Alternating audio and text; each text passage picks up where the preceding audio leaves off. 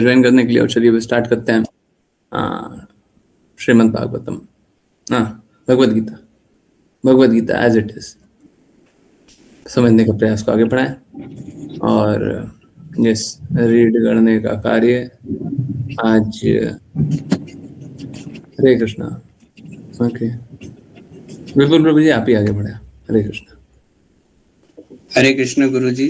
हरे कृष्ण। समानार्थी शब्द वेपुतः अर्थात कंपन, च अर्थात और, शरीर अर्थात शरीर में अर्थात मेरे, रोम हर्ष अर्थात रोमांच, च अर्थात और, जायते अर्थात हो रहा है, गांडीवम अर्थात गांडीव धनुष, संस्तते अर्थात फिसल रहा है, हस्तात अर्थात हाथ से, त्वक अर्थात त्वचा, च अर्थात और, एव अर्थात निश्चित, परिदहाते अर्थात जल रही है। अनुवाद: मेरा सारा शरीर कांप रहा है, मेरे रोंगटे खड़े हो रहे हैं, मेरा गांडीव धनुष हाथ से छूट रहा है, मेरी त्वचा जल रही है। तात्पर्य: शरीर में कंपन और रोमांच के दो प्रकार होते हैं। ऐसी घटनाएं या तो अत्यधिक आध्यात्मिक आनंद की स्थिति में होती है या भौतिक परिस्थितियों में अत्यधिक भय के कारण। पर पारमार्थिक अनुभूति में कोई भय नहीं होता। अर्जुन के यहाँ दिख रहे ये लक्षण भौतिक भय, विशेषकर जीवन के नाश के भय के कारण है। यह अन्य लक्षणों से भी स्पष्ट है। वे इतने अधीर हो गए थे कि उनका प्रसिद्ध गांडीव धनुष उनके हाथ से फिसल रहा था, और जो कि उनका हृदय भीतर ही भीतर जल रहा था, उन्हें अपनी त्वचा पर जलन का अनुभव हो रहा था। ये सभी जीवन की भौतिक अवधारणा के कारण है। हरे कृष्ण गुरु जी। हरे कृष्णा। हरे कृष्णा। देखिए, भगवद गीता में और भगवान के कहे गए शब्दों में कहीं पे भी प्रश्न है और उत्तर है। जीवन में भी हमारे प्रश्न हैं और उत्तर है। अगर हम प्रश्नों पे ही ध्यान केंद्रित करें, उत्तर की ओर हम कार्य न करें, तो कष्ट मिलेगा। और जब हम उत्तर पे कार्य करें,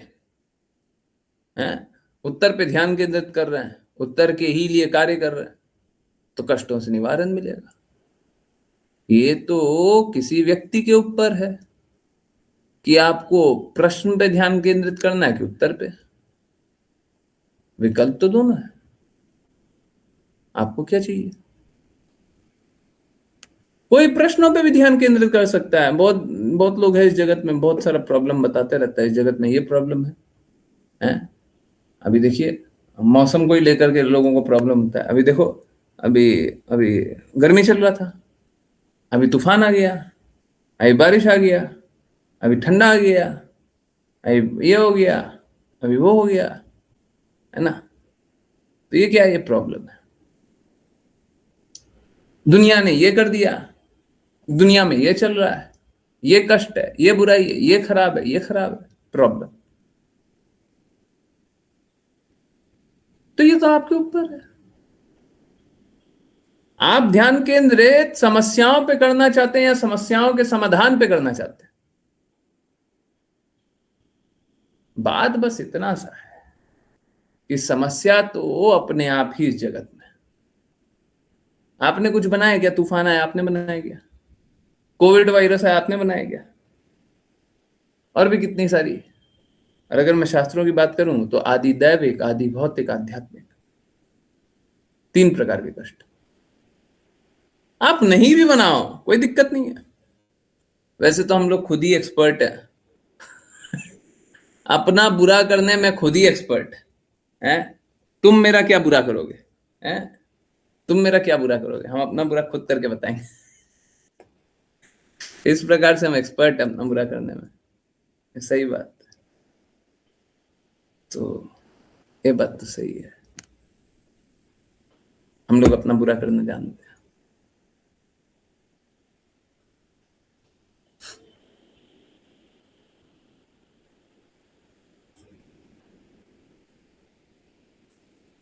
परंतु हमको बुरा करने की आवश्यकता भी नहीं है। आप इस भौतिक जगत में बस जीवित रह करके बताइए, जीवित है ना आप? शरीर तो भी नहीं त्याग गया। जब तक जीवित हैं समस्याएं बनी रहेंगी, क्योंकि ये जो समस्याएं हैं ये भौतिक जगत की चेतना की समस्या है। कष्ट ये भी नहीं है कि आप इस भौतिक जगत में भी जीवित हैं। कष्ट ये है कि आप इस भौतिक जगत में भौतिक जीवित हैं। प्लीज नोट कर लीजिए, इस भौतिक जगत में भौतिक चेतना के साथ जीवित रहने पे कष्टों का कोई निवारण कभी हो ही नहीं सकता है। अगर भगवत गीता को प्रॉब्लम को एक फोटो में या एक संवाद में रखना हो, ऐसे तो भगवत गीता के सारे श्लोक ही बहुत अच्छे हैं। सारे श्लोक ही हमको भगवान के निकट ले जा रहे हैं, प्रेम के निकट ले जा रहे हैं, लक्ष्य के निकट ले जा रहे हैं, आनंद के निकट ले जा रहे हैं। बिल्कुल सही बात। परंतु मात्र एक ही श्लोक अगर प्रॉब्लम के रूप में रखना हो, एक ही आपको विकल्प, तो बस यही श्लोक को रख दीजिए, जहां पे अर्जुन का शरीर कांप रहा है, रोंगटे खड़े हो गए, गांडीव हाथ से छूट रहा है, त्वचा जल रही है। भगवान कृष्ण भगवद गीता में क्या बताते हैं? बताते हैं निष्काम सेवा करो, निष्क्रिय मत बनो, डरो मत, मेरे शरणागत हो, मेरे लिए कार्य करो, सारे धर्मों का परित्याग करके मेरे शरणागत बनो।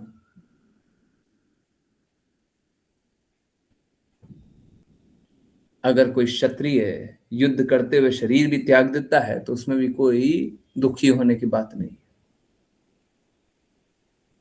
भक्त जो होते हैं उनके पास जो है उनकी रक्षा करता हूं, जो उनको चाहिए वो प्रदान करता हूं।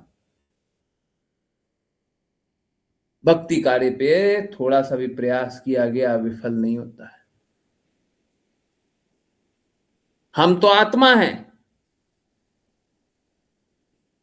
आत्मा कभी मरती नहीं है।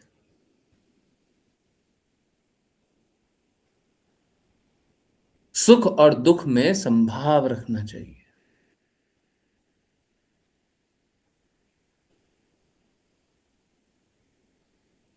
जो भी कर्म कर रहे हो वो मेरे लिए करो।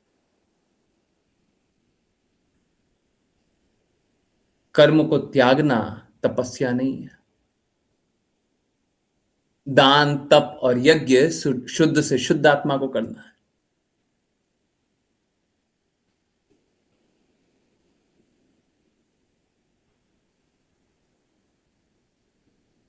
लोग तीनों गुणों में प्रभावित होकर के अपने निर्धारित कर्तव्य को करना छोड़ देते हैं।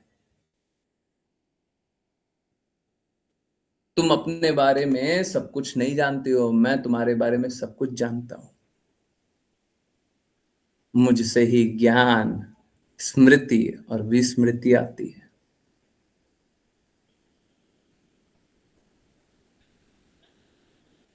सभी जगत का स्वामी मैं हूं, तुम तो एक निमित्त मात्र हो। इनको तो मैंने पहले ही मार दिया।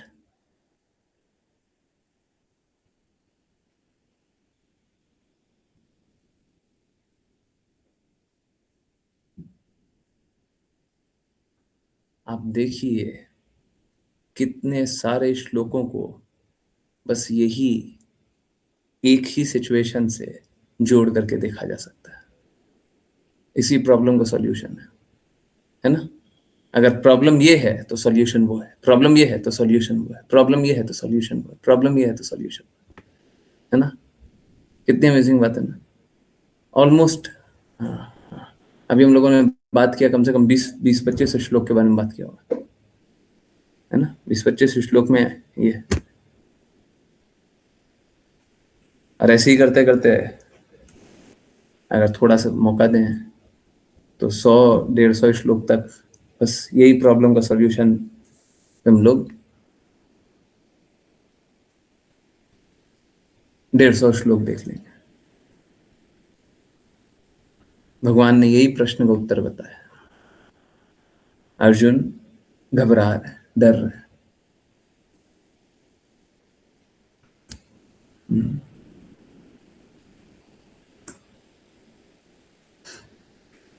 कृष्णा बोल रहे हैं डरने की आवश्यकता नहीं है। ये भी कृष्णा ने बोला अपना निर्धारित कर्तव्य करो। अगर त्रुटि पूर्वक भी निर्धारित कर्तव्य करते हो,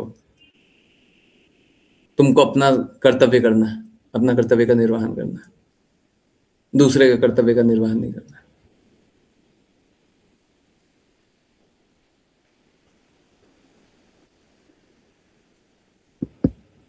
उठो और युद्ध करो।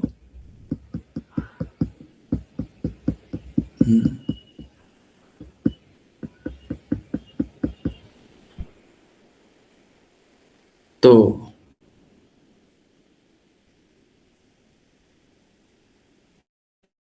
इतने दुर्बल कैसे हो गए? आप देखिए कितने सारे श्लोक का उत्तर, कितने सारे श्लोकों से उत्तर यही प्रश्न का दिया गया।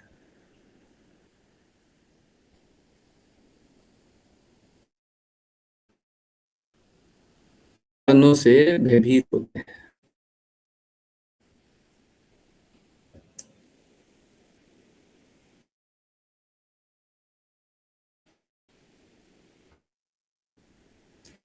जो भी आप जगत में उसका एक शुद्ध प्रकटीकरण है। तो भय होता है तो भय एक सही रूपांतरी है। लोभ है तो लोभ का भी एक सही, छलना है तो छलने का। तो यहाँ पे हम क्या देखते हैं? यहाँ पे हम देख रहे हैं भय है ना। अर्जुन भयभीत हो रहा है। तो यहाँ पे भयभीत क्यों हो रहे हैं जी? क्यों हो रहा है? क्योंकि उनको ऐसा लग रहा है, प्रकट करके दिखा रहे हैं, ऐसा दिखा रहे हैं कि भौतिक संबंधी चले जाएंगे,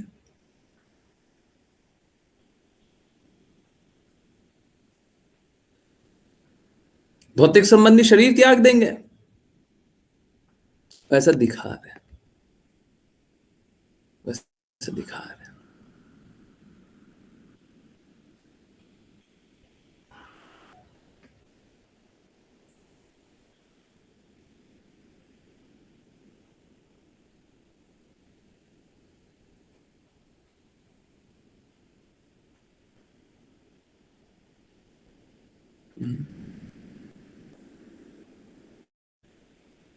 परंतु अर्जुन को ये बात पूर्ण रूप से पता है, जो भगवत गीता में जानने वाले पूर्ण रूप से पता है, परंतु वो एक लक्षण प्रकट करके दिखा रहे हैं।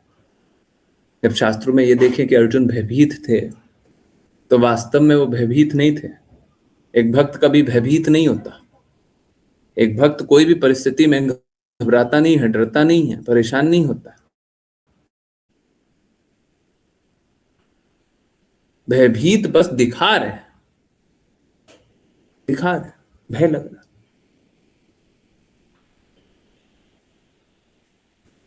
क्यों दिखा रहे जी?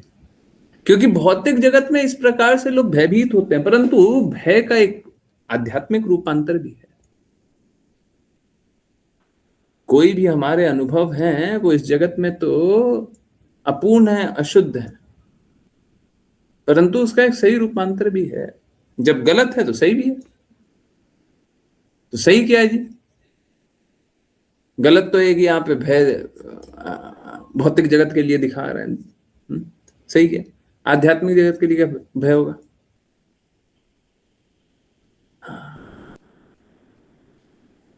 आध्यात्मिक जगत का भय, कहीं भगवान हमारी सेवा स्वीकार न किए तो, कहीं गुरु हमें अस्वीकार कर दिए तो, कहीं हमसे कोई अपराध हो गया हो तो, ये सारा भय है। भय है। कहीं हम भगवत सेवा नहीं किए तो आजकल तो वैष्णव अपराध करके डराया जाता है।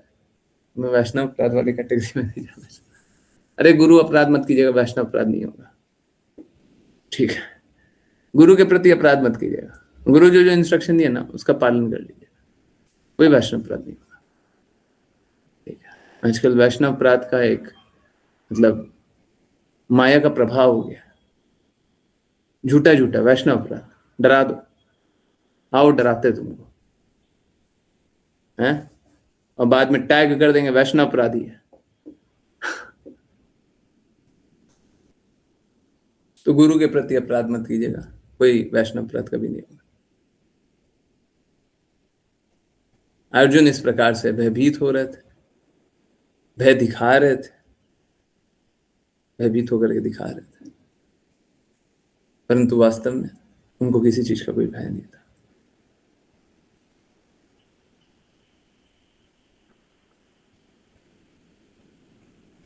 भक्त को किसी चीज का भय नहीं होता, भौतिक परिस्थितियों का।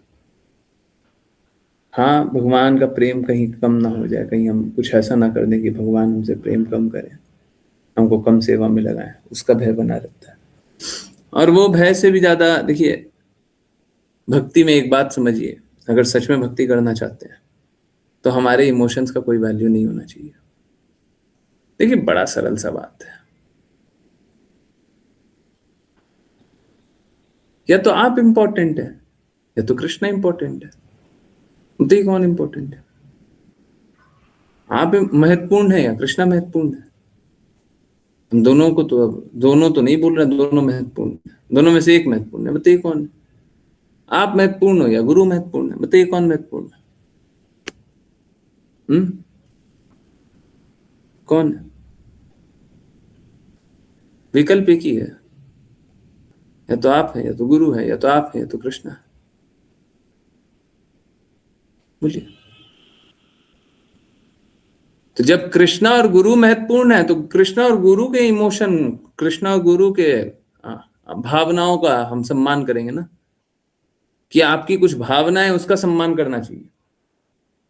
बताइए, महत्वपूर्ण है गुरु, महत्वपूर्ण है कृष्णा, सम्मान होना चाहिए मेरी भावनाओं का। बताइए, ये सही बात है? ये सही बात है? हैं? आध्यात्मिक रूप से हमको ये अनुभव करना चाहिए, हमारे इमोशंस का कोई वैल्यू नहीं। अपूर्ण इंद्रियों से कुछ ना कुछ सोच रहे हैं, क्या मतलब है? कुछ ना कुछ अनुभव कर रहे हैं, क्या मतलब है? हमको कोई शुद्ध चीज दिखाई देता है? जो चीज आज हमें बहुत परेशान कर रही है, 5 मिनट बाद उसका कोई वैल्यू नहीं रहेगा, है?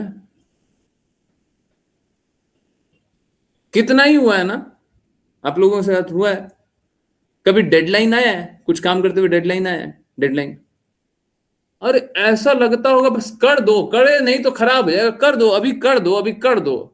कितना दिमाग में चलाना, क्या वैल्यू था उसका? क्या वैल्यू था? नहीं किए तो क्या हो गया? और जब कर दिए, डेडलाइन से पहले कर दिया, उसके बाद कितनी बार वो बात याद आई है? हर बिना अनावश्यक चीज के पीछे दिमाग चल रहा है ना, काम नहीं कर रहा, वो दिमाग चल रहा है, विचार में भरा हुआ है, माइंड शेयर खाया हुआ है ना? सही बात है ना? है, हमारे दिमाग का हिस्सा खाया हुआ है, जबकि आवश्यक नहीं है, हमको काम करने का आवश्यक है, परंतु दिमाग में भरा हुआ है।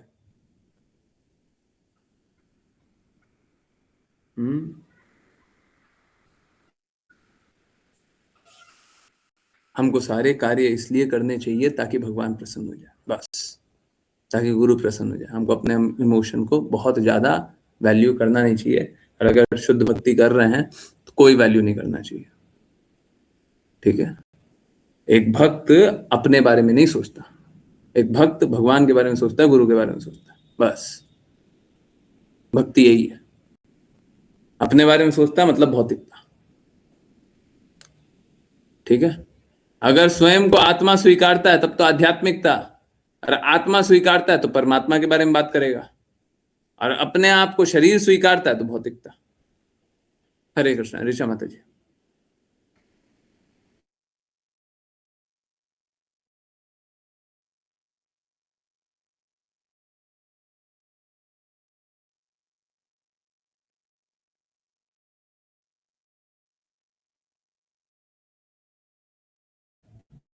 ऋषा माता जी। ओके, ऋषा माता जी। हरे कृष्णा गुरुजी। न यानी नहीं, च यानी और, शंक्रोमी यानी सक्षम हूँ, अवस्था तुम यानी स्थिर रहने में, भ्रमति यानी भटक रहा है, एवं यानी सदृश, च यानी और, मैं यानी मेरा, मनः यानी मन, निमित्तानि यानी कारण, च यानी और, पश्यामि यानी देख रहा हूँ, विपरीतानि यानी विपरीत, केशव यानी हे केशव। अनुवाद: मैं अब यहाँ और अधिक खड़ा नहीं रह सकता। मैं स्वयं को भूल रहा हूँ और मेरा मन घूम रहा है। हे केशिराक्ष संहारक, मुझे तो केवल अशुभ ही दिखाई दे रहा है। तात्पर्य: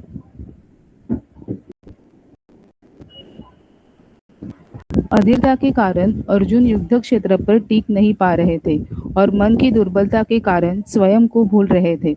भौतिक वस्तुओं के प्रति अत्यधिक आसक्ति मनुष्य को भ्रम की स्थिति में डाल देती है।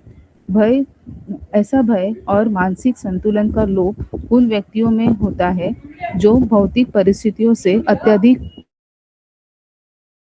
अत्यधिक प्रभावित होते हैं। अर्जुन को युद्ध क्षेत्र में केवल दुख ही दिखाई दे रहा था। वह शत्रु पर विजय पाकर भी सुखी नहीं होते।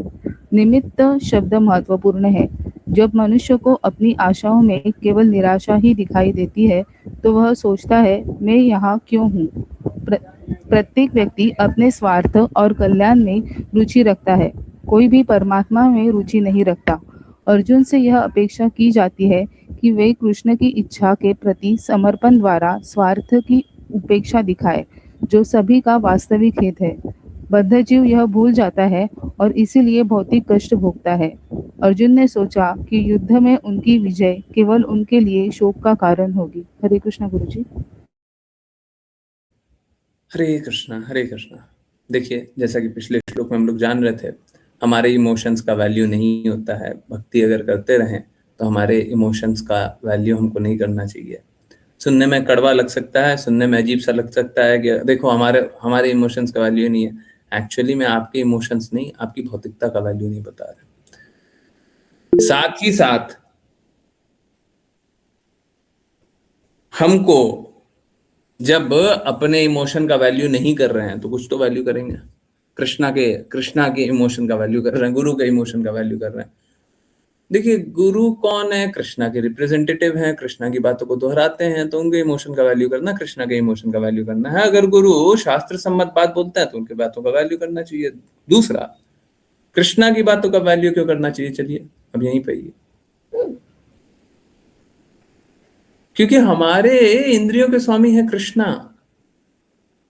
आप जब कृष्णा के बारे में सुनते हैं, कृष्णा के बारे में जानते हैं, भगवान की बातें सुनते हैं, तो क्या होता है? आपका भौतिक कष्ट अपने आप ही कम हो जाता है। होता नहीं होता? आपको भौतिक प्रेम अपने आप ही आने लगता है। होता नहीं होता है? तो हम जब कृष्णा के बारे में सुन रहे हैं, हमारे सारे कष्टों से तो मुक्ति हमको कृष्णा दे रहे हैं।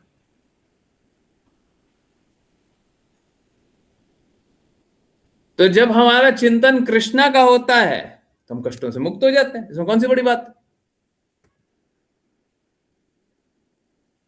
और जब कृष्णा का चिंतन नहीं करते रहते हैं तो हम कष्टों में पड़े रहते हैं। जो भगवान के चिंतन से रहित हों, आप देखिए क्या वो कष्टों में है कि नहीं है। लोग भगवत गीता की क्लासेस नहीं ज्वाइन करते हैं, भगवान की बातें नहीं सुनते हैं, श्रीमद् भागवतम नहीं सुनते हैं, हमको तो बुरा तो लगता ही है, परंतु फिर दया आता है कि देखिए असलियत तो ये है कि वो असली में संघर्ष ही कर रहा है। क्योंकि अगर भगवान की बातें नहीं सुनेंगे तो बाकी कुछ भी करे, कुछ भी करे, वो चाहे नासा के साइंटिस्ट बन जाए, हैं, कुछ भी कर रहा, उनको प्रेम तो अनुभव होगा नहीं।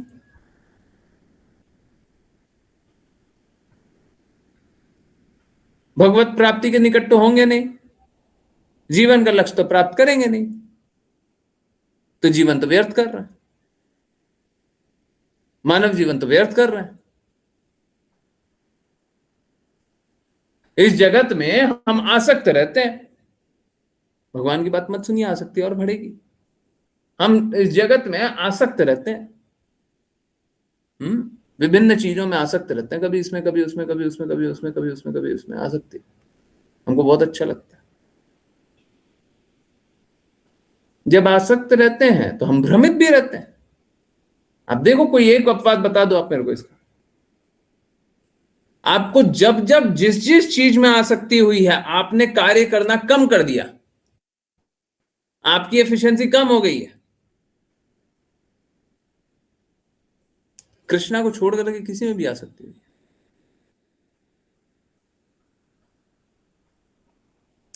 लोग बोलते हैं हमको पढ़ाई में आसक्ति हो गया, कुछ अच्छा भी तो हो सकता है, पढ़ाई में आसक्ति हो गया, बिजनेस करने में आसक्ति हो गया, तब भी आप अपने से दूर होते जाए, सही बात है नहीं है?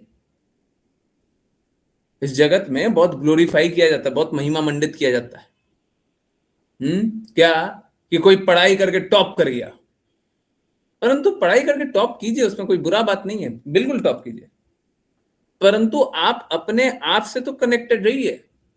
लोग पढ़ाई करके तो टॉप कर जाते हैं, डिप्रेशन में इतने डूब जाते हैं, करने पे लग जाता है। क्या लाभ हुआ ऐसी पढ़ाई का? क्या लाभ हुआ ऐसी पढ़ाई का? क्या लाभ हुआ कि जब पढ़ाई करके दुखी हो? अरे पढ़ाई करो, अच्छे से पढ़ाई करो, आप अच्छे से अच्छा काम करो, परंतु दुखी क्यों रहते हो? अब ये वैसा ही है कि अगर कोई बहुत प्रेम करने वाला पिता हो और पुत्र या पुत्री पिता से दूर हो, तो पुत्र या पुत्री दुखी रहेगा।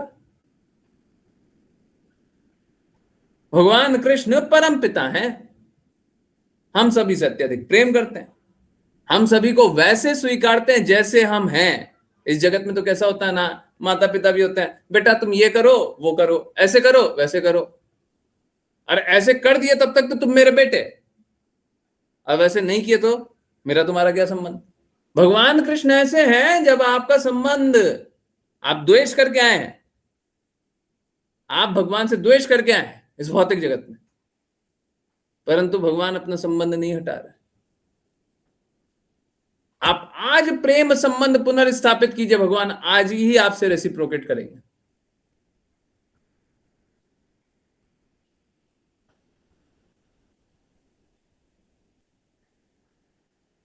तो इस जगत में तो आकांक्षाओं का संबंध है। आप किसी की आकांक्षा के अनुरूप उतर गए तब तक तो ठीक, और आकांक्षा के नीचे उतरे तो खराब। ऐसे होता है ना कॉलेज में कट आउट होता है, कट ऑफ। कट आउट तो पोस्टर को बोलते हैं, कट ऑफ होता है। तो कट ऑफ क्लियर कर लिए तब तक तो ठीक, और क्लियर नहीं किया तो आपका हमारा कोई संबंध नहीं है ना। तो हमारी एक्सपेक्टेशन का भी कट ऑफ है, ये पार कर लिए तब तक तो ठीक, नहीं तो आप कौन और हम कौन हैं? आप मेरे बात नहीं मानते। तो इस जगत में आसक्तियां तो यहां तक ले आती है, परंतु अगर कृष्णा से आसक्ति की जाए तो हमेशा वो हमारे साथ है। आप जब उनके शत्रु भी बनना चाहते तब भी वो आपके साथ है।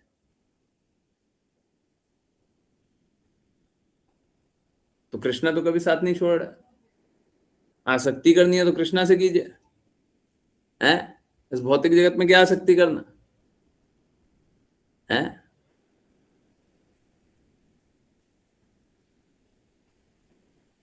जब हम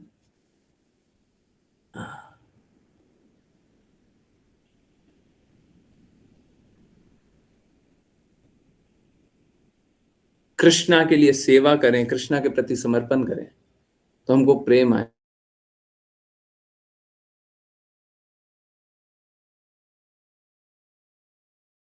वास्तविक हित है, इसी में हमारा वास्तविक हित है, नहीं तो सब अहित है। तो कृपया करके भगवान जैसा बोले वैसा कर लीजिए। जीवन आसान है, नहीं कीजिएगा जीवन मुश्किल बना लीजिएगा। क्यों ऐसा कर रहे हैं? क्या मिलेगा?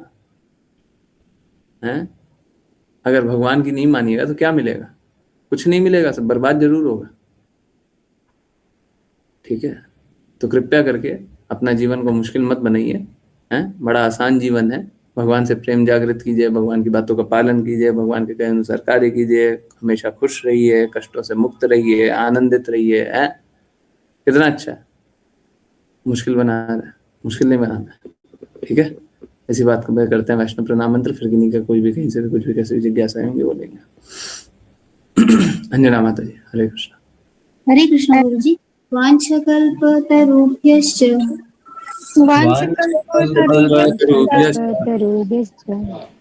कृपा सिन्धुभ्य एव च पतितानां पावनेभ्यो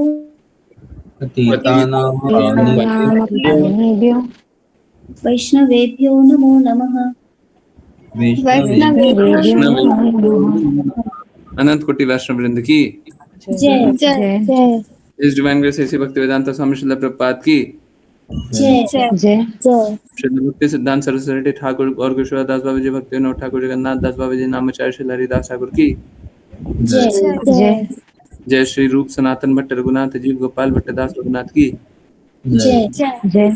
श्री कृष्ण चैतन्य प्रभु नित्यानंद श्री अद्वैत गदाधर शिव गौर भक्त वृंद की जय जय गंगा माई यमुना माई वृंद देवी तुलसी महारानी पुरी द्वारका वृंदावन धाम की जय जय भगवद गीता श्रीमद् भागवतम चैतन्य चैतामृत की जय जय सभी भक्तों की जय जय। हरे कृष्ण हरे कृष्ण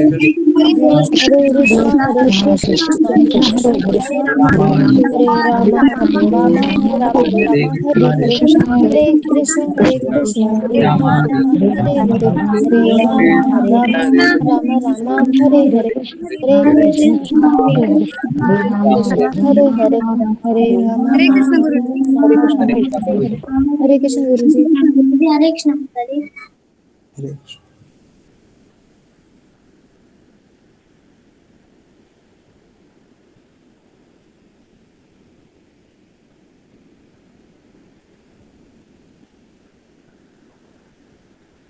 हरे कृष्ण गुरु जी। हरे कृष्णा। यस, किन्हीं की कोई भी जिज्ञासा, कुछ पूछना, कुछ बताना है? नहीं?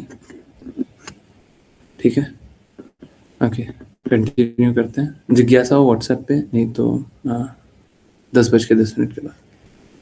वृंदावन रम्य स्थान दिव्य चिंतामणि धाम, रत्ना मंदिर मनोहार,